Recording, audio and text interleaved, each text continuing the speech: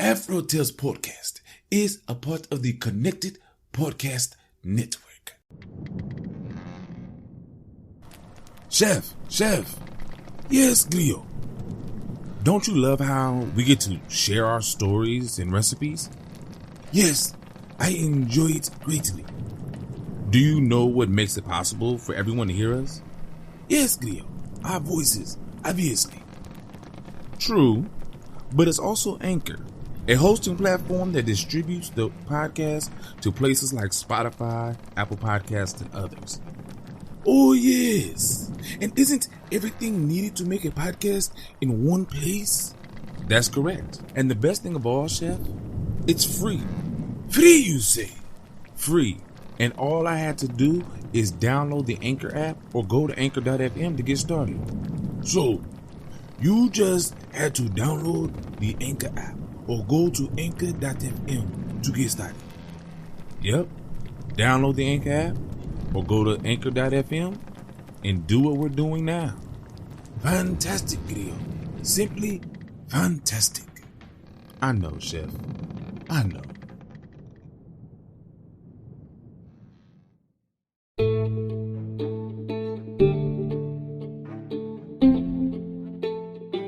Hello and welcome. I'm Aman Mazingo, and this is the Afro Tales Podcast, a show that will explore the folklore, tales, myths, and legends of the African diaspora. Today we go into a realm, tall tale, a fairy tale, a legend, almost all of them rolled into one. We head down to South Carolina, the coastal regions, and we talk about a creature that most of us love and enjoy. So sit back, relax, and enjoy this tale about the mermaid. The mermaid. Oh, yeah, you want to know what happened, huh? Well, I'll tell you like this here. Our countryside stretches along the ocean. Our city is full of life. We have the best field crops and food from the sea. Our youngins can read and write, laugh and sing. We have the best of good and even better. We sleep deep and long in the night times, as calm as babies. But yeah, one day, something let loose on us out of the blue. A black cloud the size of a man's hat started way up high. We all saw it swell until it filled the whole sky. Then, it came swirling straight down on our shoulders like some giant scaresome boil, ready to burst. Rain upon rain fell from the rolling black cloud. Its darkness bullied down our streets. Lightning streaked past our windows. Thunder cracked. We cringed. Covered our heads for dear life, It rained rivers over our roofs and down our chimneys. It was all at once. The wind of it died down. The lightning of it emptied out. No thunder sounded. Rain, though, fell as steady as every day and every night. We felt the rain would never stop. Days passed, and the whole of our city became a flood, far and wide. Every road was marshland. Every reach of land was lakeland. In the woods, the trees gave off an odor of rot. All kinds of garbage and muck floated in the streets, clear to our knees. The cockroaches. Oh, the cockroaches emptied out of our kitchen walls by the thousands, into the flood and up our backs. What had been hard ground under us became soft and squishy, like flesh, wet, and falling off the bone. Some of us folks went crazy. Rain came down for 5 weeks straight. All of us became jittery with nerves. We felt there was something new and never seen among us. We'd all heard this tale, that something drenched in cold had crawled out of the sea and made its way over land and through the rotting stench of wet. I don't know. The dark rumor spread amongst our houses. A woman screamed it, clawing at a lamppost. There's a merwoman among us. Yes, a mermaid. Our city is drowned. The water will claim us all unless she is put back to sea, is what she said. That was the story we all believed. We were hysterical. Damp all the time. The sky, ghostly dark every day. We'd believe anything. It was a mermaid that caused our misfortune. It had to be. We all knew who had captured the mermaid, though. It was the doctor. With his roots and potions. He was our druggist, our apothecary. We all knew him, but we stayed away from him because he wasn't a regular doctor. He was a doctor of dead things. For years, that was whispered report. He had a hidden room of outworldly creatures, So the story went. Terrible, half alive, half dead things that ought not be seen in the light of day ever, some people said. This doctor of darkness had a helper, though. Asa. That was his name. He told us, whispering, of course, he keeps her with his ungodly things on top of the most high shelf. And they're in a bell jar. The mermaid. That's how he talked. No, we said, but we believe. We did. We seldom say it isn't true. No. Oh, yes. That's how I talk. That's what he said. He also said, she's a beauty. But she's shrunken down and she's been out of her ocean too long. She's awfully tiny in the bell jar. But she's just so lovely to see. How does she sing? We asked her. Is she still all right? Is she okay? We didn't want her to suffer, or die. She covered in green waters, what he told us. She had long hair that floats like waves around her, is what he said. He also told us her hair looks like stringy vines in a breeze. Her mouth open, fist banging on the bell jar. She wanted out. And he also said there's a goldfish swimming there, around and around her too. That was strange.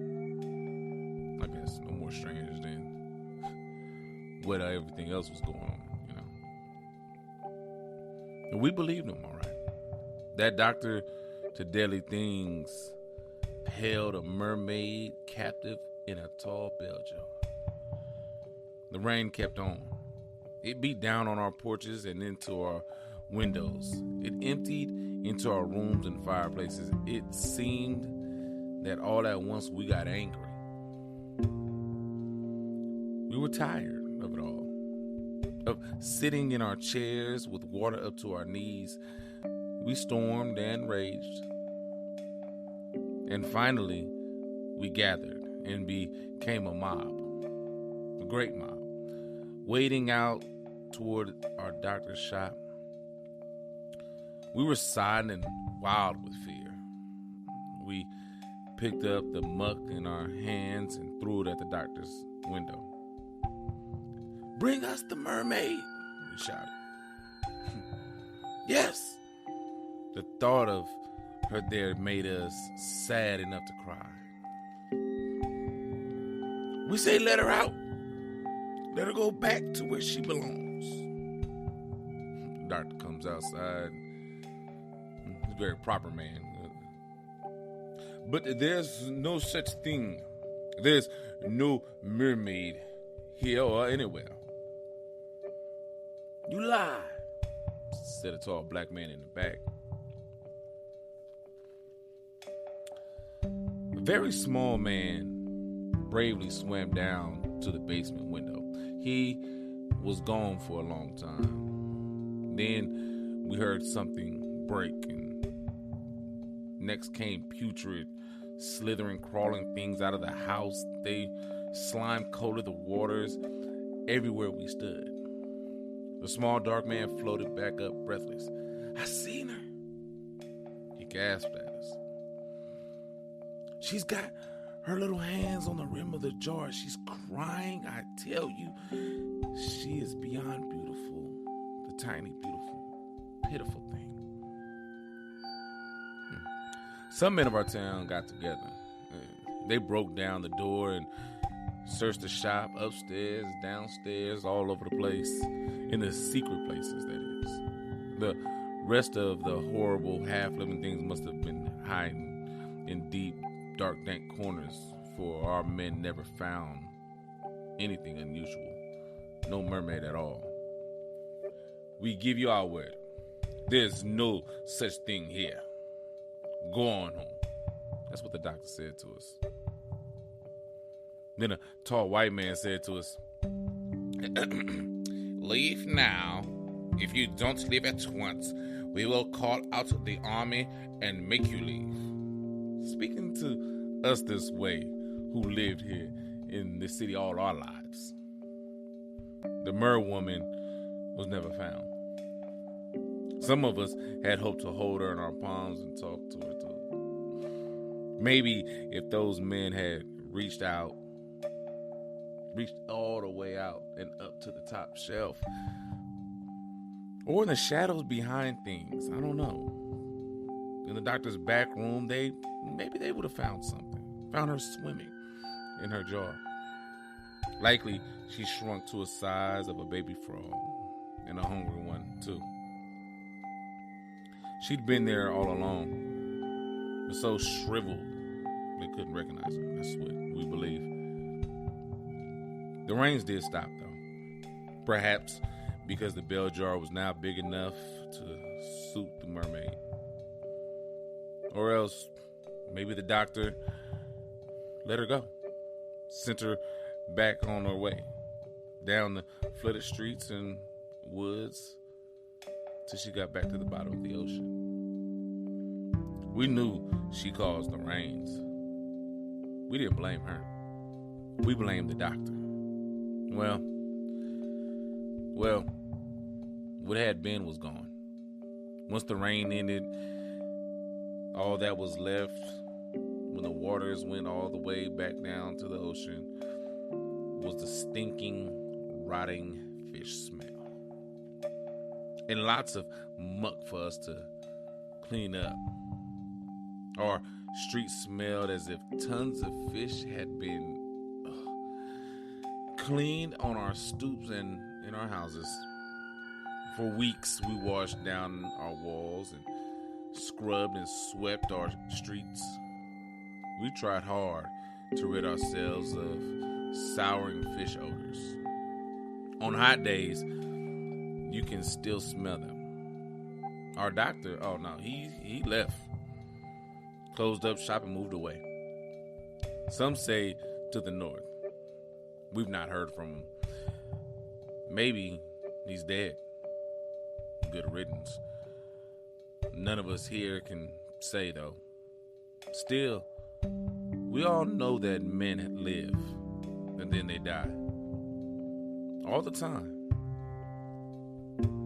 But maybe mermaids do as well. The end.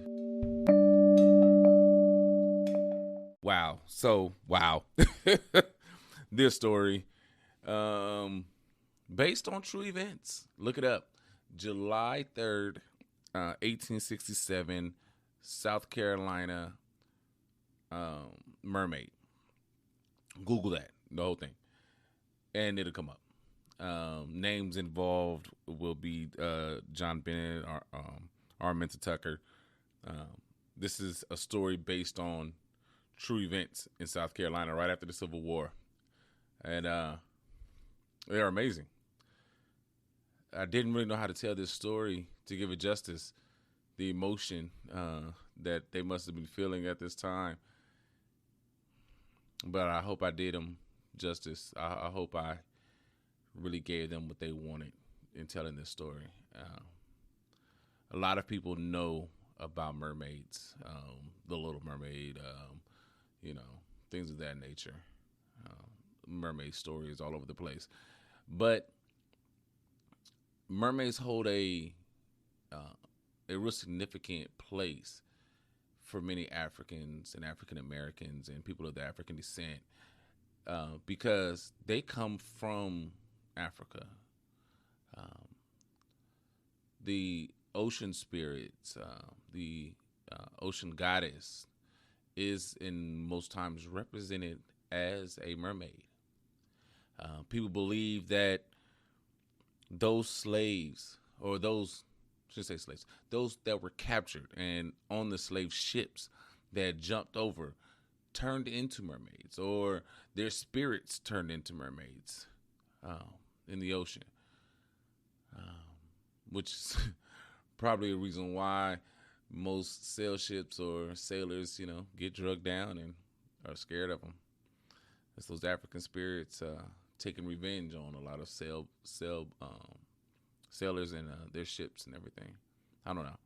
But this story to me was amazing. It had that touch of Americanism, but it also had that touch of old African spirituality.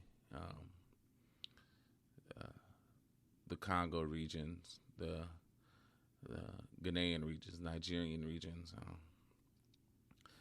the different cultures from Africa all merge here with just the simple statement of saying the mermaid.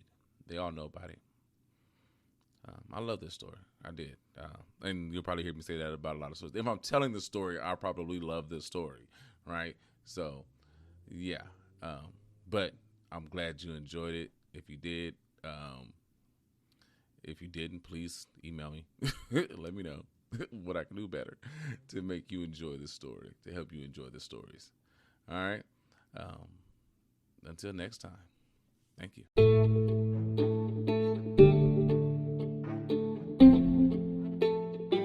Thank you for your time. You can find us on Anchor, Spotify, Google Podcasts, or iTunes, or wherever you may listen to podcasts. You may also find us on Instagram and Facebook at AfroTalesPodcast, all one word, or on Twitter at AfroTalesCast. Please share, comment, like, leave a rating so others may find us just as you have. Again, I'm Aman Mazingo. This is Afro Tales Podcast, and until next time, have a great day.